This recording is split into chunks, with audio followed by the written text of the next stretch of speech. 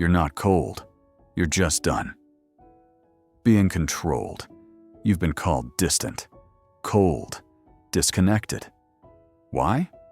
Because you didn't overreact. Because you didn't explain. Because you didn't take the emotional bait. But here's what they don't get. You're not cold. You're just focused. You're just done leaking energy into things that don't deserve reaction. Emotional distance isn't withdrawal. It's strategy. It's structure. You're not numb. You feel everything.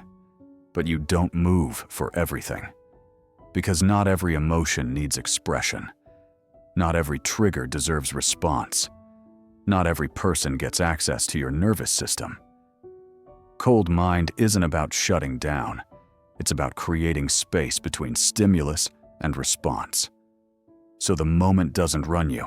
Every time you react without thinking, you abandon your center, just to prove you're connected. That's not connection. That's collapse. You don't owe anyone your emotional availability. You owe yourself control of your center.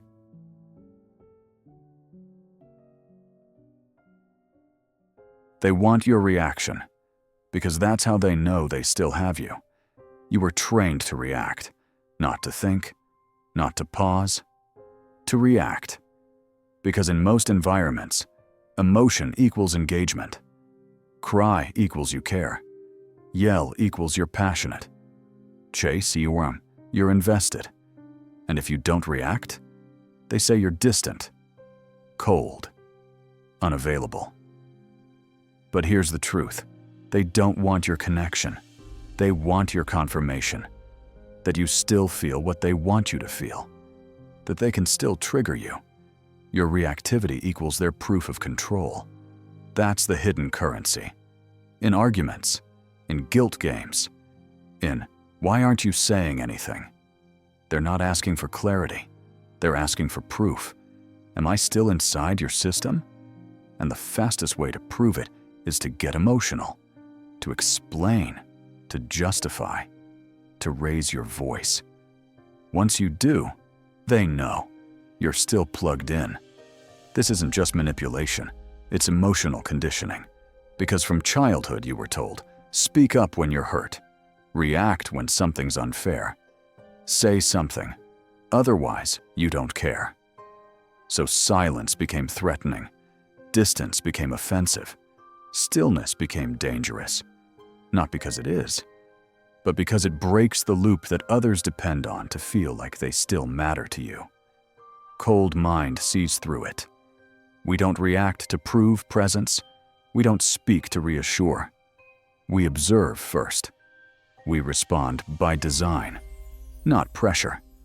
Because the second you stop reacting, you don't disappear. You become unpredictable. And unpredictability equals loss of control for the people who used to run you. When you stop reacting, you don't become distant. You become unavailable for control.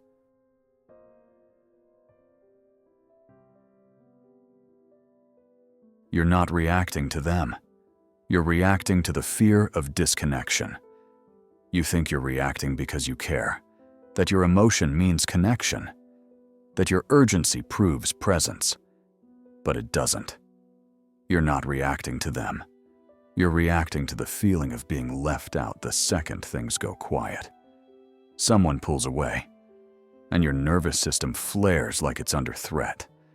You feel unseen, and your mouth rushes to fill the gap. You sense tension, and your whole body screams, say something, fix it. Now. Not because it's urgent, but because you associate silence with rejection, disagreement with abandonment, distance with danger. That's not emotional intelligence. That's emotional conditioning. You were wired, from childhood, to believe that silence equals threat. So you over-communicate, you over-explain, you over-apologize. And none of it's about the moment. It's about the loop. Trigger, fear, reaction, validation, relief. The relief is short. The damage is long. Because every time you react out of fear of disconnection, you trade away your center to prove you're still here. But here's the truth. If you have to lose yourself to stay connected, it's not connection. It's dependence. Cold mind doesn't disconnect. It just doesn't fuse. It knows. Emotional distance isn't about pushing people away. It's about staying rooted. So you're not pulled every time the ground shakes, because not every silence needs to be filled. Not every frown needs to be solved. Not every emotional shift is your job to fix. You don't react because you care. You react because you fear what silence might mean.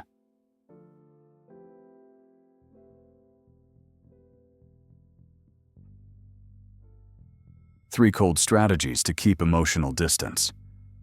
Without losing connection. Emotional distance doesn't mean emotional absence. It means you're not available on demand. You're not cold. You're calibrated. You're not disconnected. You're structured. Cold mind doesn't avoid emotion. It repositions it. Away from the center, into the frame. Here's how. 1. Feel it. Hold it. Don't obey it. You're allowed to feel. Anger, sadness, frustration. But not every emotion deserves action. You feel it. You name it. You isolate the emotion. You hold it. But you don't submit to it. But you don't hand it the steering wheel. You pause between stimulus and response until it loses control over your direction. This isn't suppression. This is architecture. 2. Don't absorb. Reflect. You don't exist to carry other people's chaos. But when you have no filter, you absorb it. Their tension becomes your anxiety. Their urgency becomes your guilt. Their silence becomes your panic. Cold mind installs a mirror. You don't block. You don't deflect. You simply reflect back the energy without fusing with it. Let them feel what they feel, without making it part of your operating system. 3. Stay in the frame, not in the wave. Most people surf emotional waves. They rise and fall with every shift in tone, mood, attention. But you're not a surfer. You're a structure. You hold the frame. That means you don't escalate just because they do. You don't match tone. You don't play emotional tennis. You set the pace. You choose when to respond, if to respond, and how much of you gets to show up. That's power. Not because you feel less, but because you leak less. You don't create distance to punish. You create distance to stay clear, to remain functional, to stay sovereign. You don't need to numb your emotions. You need to stop letting them reach the command center.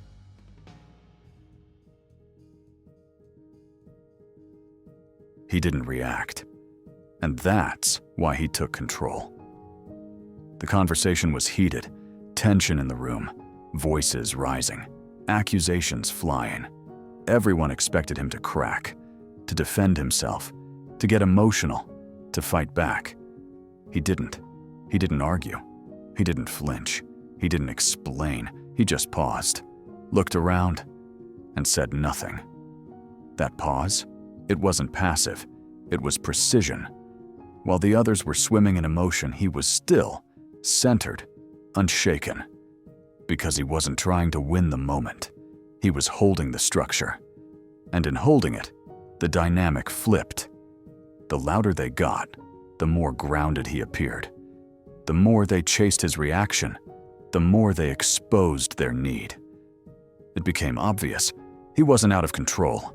They were, not because he didn't care, but because he had no need to prove that he did.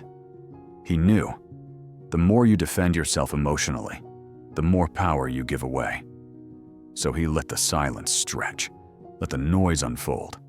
And when he finally spoke, it was low, measured, and undeniable. Just a few words. No apology, no justification. Just truth, delivered without turbulence. And the whole room shifted. Because emotional distance doesn't push people away. It pulls their masks off. It shows who's reactive, who's centered, who's in control. And control doesn't raise its voice. It doesn't interrupt. It doesn't scramble to be understood. It waits, it holds, it leads by not chasing. If you can sit inside someone's storm without getting wet, you've already shifted the power.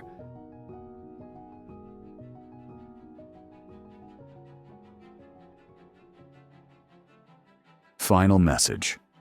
You don't need to disconnect. You just need distance with structure. You don't need to shut down. You don't need to disappear. You don't need to stop feeling. You just need space. Structure. A system that holds when emotion rises. Because if every feeling becomes a command, you're not alive. You're reactive. You overgive. You over-apologize. You over-explain. Not because you're generous, but because you're afraid of what happens if you don't. And that's not connection. That's collapse. Cold mind doesn't reject emotion. It reframes its role. You let it exist, but not lead. You hold it, but don't obey it. You hear it, but don't hand it the microphone. Emotional distance isn't coldness. It's design. It's what gives you leverage when others are leaking. It's what keeps your frame intact when theirs is crumbling. This isn't emotional numbness. It's cognitive sovereignty. Because when you stop absorbing, you unlock the ability to observe with clarity. And when you can observe without drowning, you start deciding from clarity, not pressure.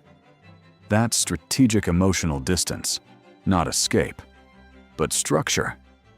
In the next video, we'll go deeper into why silence disarms manipulators and how not reacting becomes the very thing that exposes their entire playbook. Subscribe. Don't absorb chaos. Reflect it with structure.